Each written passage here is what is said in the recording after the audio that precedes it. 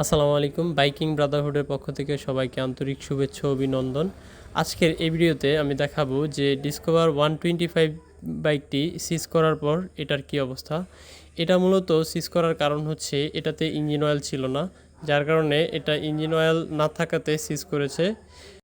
যে বাইকগুলোর পিস্টনের সমস্যা সেগুলোর ইঞ্জিন অয়েল খুব দ্রুত চেঞ্জ করা লাগে, কারণ হচ্ছে যেগুলোর পিস্টন সমস্যা এগুলো ইঞ্জিন অয়েল খেয়ে ফেলে, তা না হলে এরকম সিজ করার সম্ভাবনা আছে। ইঞ্জিন সিজ করা এড়াতে খুব দ্রুত ইঞ্জিনের কাজ করতে হবে, তা না হলে এরকম সিজ করবে।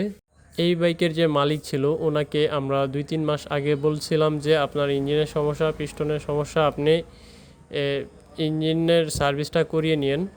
উনি সময় মতো ইঞ্জিন সার্ভিসটা না করানোতে ওনার ইঞ্জিনটা সিজ করে, যার কারণে এখন এতগুলো টাকা খরচ হচ্ছে ওনার বাইকের পেছনে।